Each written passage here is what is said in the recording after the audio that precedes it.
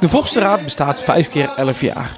En dat werd zaterdag in IJsselstein gevierd met het Vorstenraadsbal. En aansluitend de vastelovensvijf. Zo is ontstaan, ooit ook een klein beetje onvrede natuurlijk. Hè, want de Pielhaas vroeger was een club die ging op de dorp op bezoek. En dan werd geacht dat de dorp een dubbeltje per consumptie gingen afdragen aan de Pielhaas. En op een gegeven moment was het een beetje zat en toen kwam er wat weerstand over. En volgens mij was het Kasterij. Die zei van het kost ons nou 200 gulden, zeg maar iets. 200 gulden en je krijgt 250 gulden als jullie niet komen. Dus ze werden de knip een beetje in het hoenderhok gegooid.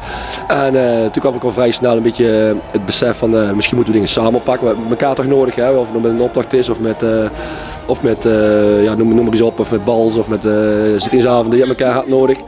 En dus we gaan de kop met elkaar steken. Is er een bestuur Vorstenraad opgericht van alle kabelsverenigingen van de gemeente Rooij. En toen ging het balletje aan het rollen. Ik ben er geen fan van. Zo'n elektrische wagen is toch een beetje als diarree.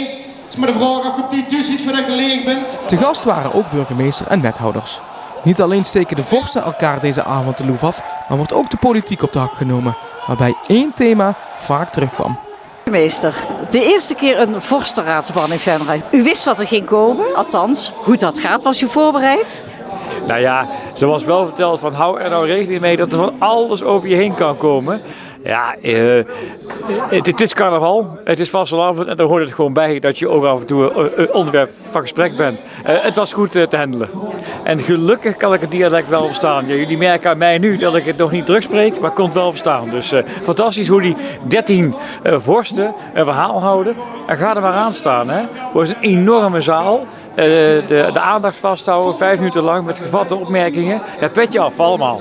Dat is het mooie van de Vorstenraad. Je hebt nooit 15 keer hetzelfde verhaal. Hè? Dus iedereen heeft ze. Vandaag kwam heel vaak terug over het college, over de beslissing. Schouwburg, installatie. Dus dat kwam vaak terug. Maar er zijn eigenlijk ook een paar dorpen die natuurlijk elkaar van ouds graag een keer even in de veren zitten. Hè? Dus dat is Oelerik, Kasterij en Vredepeel, Merselo. Ja, dat hoort zo. Hè? Het college van BW heeft een besluit genomen om de Sprinsen-installatie terug te brengen naar het gemeentehuis in plaats van de Schouwburg.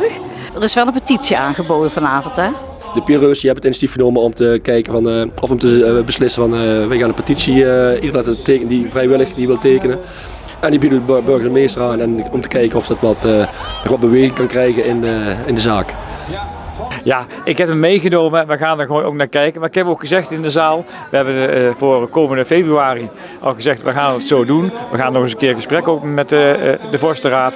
En dan gaan we daarna met de petitie in de hand kijken hoe we het in 2025 en verder gaan invullen. Dus eigenlijk betekent dat dit jaar de installatie in het gemeentehuis en eventueel volgend jaar weer terug naar de Schouwburg?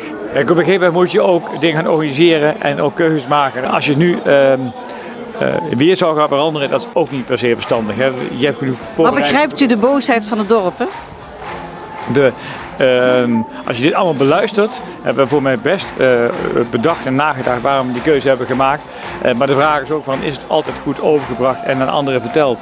Dus in die zin begrijp ik de boosheid wel, maar ik zou graag nog een keer een kans krijgen. Het college zou graag een keer een kans krijgen om ook uit te leggen wat er aan de hand is. Ik wijs er ook op trouwens dat een van de vorsten ook een andere signaal afgaf vanavond op het podium. Ja, maar dat was de Venrayse-vorst. Dat is toch altijd wat anders dan de dorpen?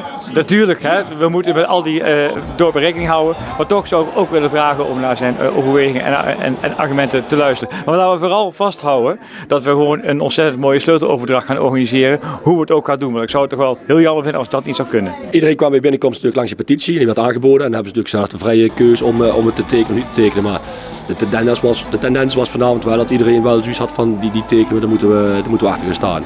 Kijken of de gemeente er iets mee gaat doen. Ik denk vanuit de Vorstenraad is het niet om te stoken, want het is een beetje kat-en-muisspel. Venray moet een beetje tegen ons boksen, wij tegen Venray en ja, wat net zei, Oelerik, Kasterij.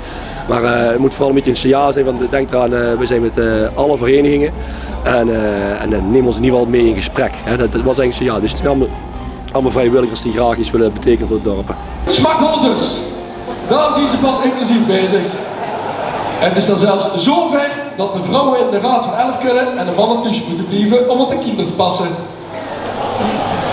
Rooij zelf, daar waar alle verenigingen in de gemeente zelf helemaal de vastelovend organiseren, laten ze daar aan de horeca over. Vanaf nu kunnen ze beter door het leven gaan als vastelovensvereniging De Beuna's. Vastelovensvrienden hier in deze vierstand. Vastelovend vierde niet alleen, maar het vierde samen. tot in het veld. Vastelavond samen.